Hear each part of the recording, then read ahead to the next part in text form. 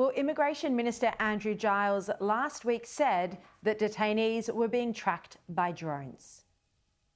And that's enabled things like using drones to keep track of these people. Then his colleague, Labor Senator Murray Watt, backed this in.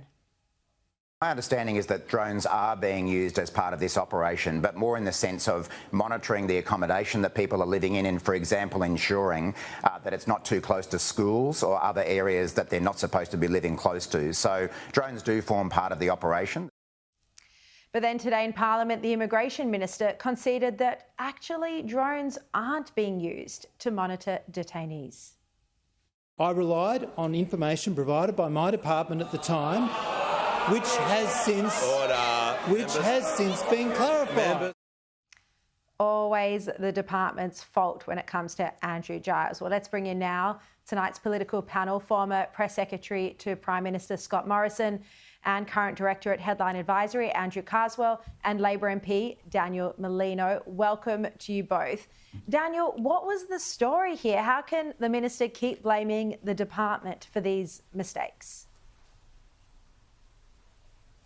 Well, hi, Sharri, and hi, Andrew. Look, I think this is a case of the Minister receiving advice and then giving answers in Parliament and in media interviews based on that advice, and then it being clarified later. I really don't see that there's a lot to this one.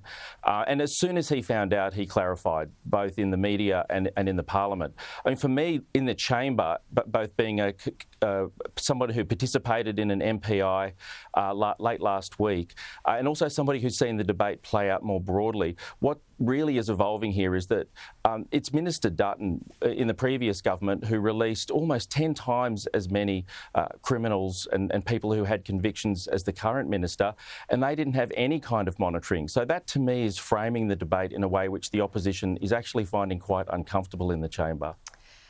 Well, I think this is about community safety, and Andrew Giles has said, you don't need to worry, the detainees are being monitored, including with drones, and then we learn that's actually not the case.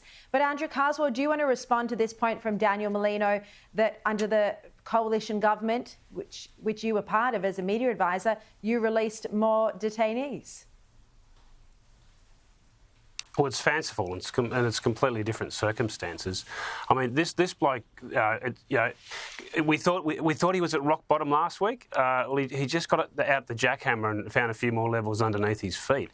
I mean, this is a rolling circus now, and it's a rolling circus that is completely bewildering the Australian public. 6 months ago, they started hearing these stories. They started hearing the horrific stories of crimes that were taking place as a result of these actions. 6 months of stories of bungling episodes from an immigration minister that is clearly out of his depth. And then they look on their TV even as late as this week and think, well, why is he still there? Well, he's there because he's Albanese's mate. And Anthony Albanese has chosen to protect his mate and not protect the Australian public. And that's not hyperbole at all. You've got to look at the numbers here. It's 153 detainees that were let go by this government because of its policies. Half of those had ankle monitoring on their bodies, and half didn't. Out of those that didn't, there's 2 murderers, 26 sex offenders on the streets. No drones looking over them, no ankle bracelets on the street. This man has to go. Yeah, it does seem at this point like it's a complete protection racket for Andrew Giles. Well, let's move on now to Bill Shorten's new speechwriter who, and this was revealed in Senate estimates today, secured a government contract worth about $300,000 a year, and it runs for 2 years. Well, here was Bill Shorten on a current affair just a little earlier, trying to defend this expense. I think that the hiring of a speechwriter was done by Services Australia. I had no idea what the payment was. So if you're trying to link me to that, good luck. The point about it is the person involved who's the speechwriter does a very good job. I'm not responsible for negotiating a contract. Daniel, the coalition has heavily criticised Bill Shorten over this. They say it's an extravagance, especially during a cost of living crisis. The coalition says it amounts to about $22,000 a speech. What's your response? Well, look, firstly, I think that there had been somebody in a very senior role writing speeches and other roles. It's not just the speeches that this role undertakes for a long time, and that person then left that role. And so it needed to be filled. That process of filling that role was undertaken at complete arm's length from the Minister and the Minister's office. They had nothing to do with selecting the person or setting the salary. The other thing I'd say is my understanding is what's being clarified today is that figure of $620,000 is like an outer envelope and doesn't reflect the person's salary. My understanding of the person's salary, which came out later in estimates, is that it's in the mid-200s, which is a very good salary. But what we're talking about is an SES Band 1 or SES Band 2 person undertaking just about the most senior comms or external relations role in a huge department. This is a very senior role in a major Commonwealth department or a corporate or a large not-for-profit. It's not surprising that they got somebody with a lot of experience and expertise. So somebody in that SES Band 1 or 2 position, it's not surprising to me that that's the kind of way they pitched that role.